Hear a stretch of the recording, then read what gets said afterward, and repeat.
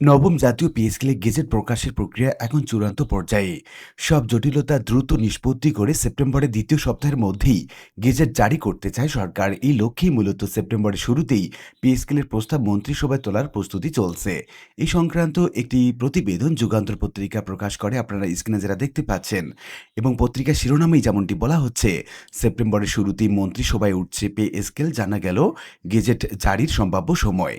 তো কি বলা হচ্ছে মূলত এই সংবাদ প্রতিবেদনে, কি বলা হচ্ছে সরকারের পক্ষ থেকে, আর কি বলছেন মূলত সরকারি কর্মচারীগণ, এই সংক্রান্ত বিস্তারিত তথ্য জানাবো আজকের ভিডিওতে।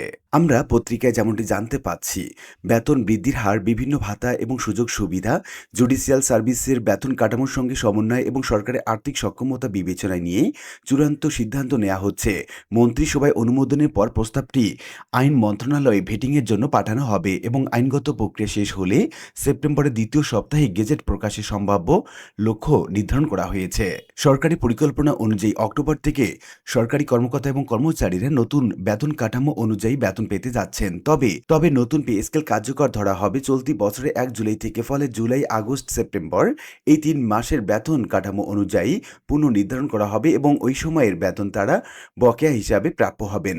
এর আগে আগস্টের মধ্যে গেজেট প্রকাশের পরিকল্পনা ছিল, তবে বেতন বৃদ্ধির হার, ভাতা এবং অন্যান্য সুবিধা, জুডিশিয়াল সার্ভিসের বেতন কাঠামোর সঙ্গে সমন্বয় এবং সরকারের আর্থিক সক্ষমতা নিয়ে পর্যালোচনার কারণে প্রক্রিয়াটি কিছুটা পিছিয়েছে। এখন মন্ত্রিসভার প্রস্তাব পাঠানোর আগে বেতন কাঠামোর অবশিষ্ট জটিলতাগুলো দ্রুত নিষ্পত্তির উপর গুরুত্ব দেওয়া হচ্ছে। নবম জাতীয় বেতন কমিশনের সুপারিশ পর্যালোচনায় গঠিত উচ্চ পর্যায়ের সচিব কমিটির কাজও শেষ পর্যায়ে রয়েছে। তবে মন্ত্রী পরিষদ সচিবের নেতৃত্বে আরও একটি বৈঠক করতে হবে।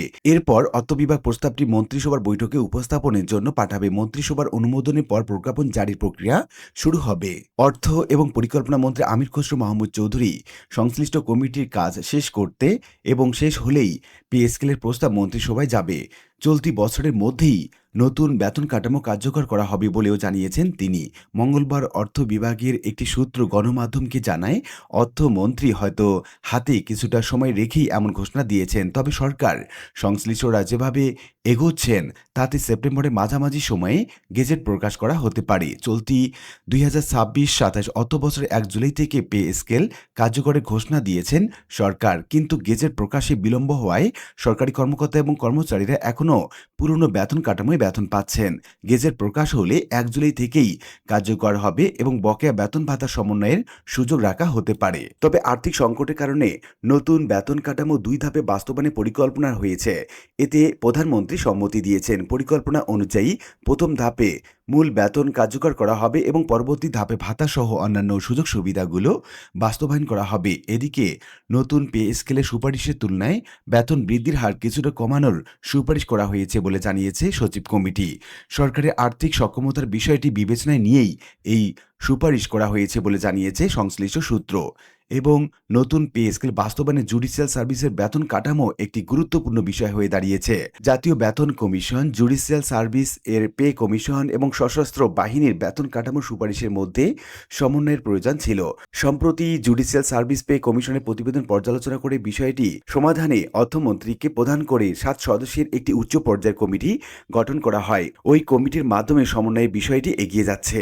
তো উল্লিখিত বিভিন্ন আলোচনা থেকে আমরা এইটুকু বলতে পারি যে সরকারি কর্মচারীদের জন্য এটা একটা দারুণ সুখবর হতে যাচ্ছে, কেননা তারা সেপ্টেম্বর মাস থেকেই নতুন পে স্কেল অনুযায়ী বেতন পাবেন এবং গত 3 মাসের যে বকেয়া সেটি তারা প্রাপ্য হবেন, এমনটি জানা যাচ্ছে বিভিন্ন সূত্রে। আশা করি বিষয়টি বুঝতে পেরেছেন। আর আজকে ভিডিওটি এ পর্যন্তই। ভিডিওটি ভালো লাগলে লাইক, কমেন্ট করতে ভুলবেন না। এরকম নিত্য নতুন ভিডিওর আপডেট পেতে অবশ্যই চ্যানেলটি সাবস্ক্রাইব করে রাখুন।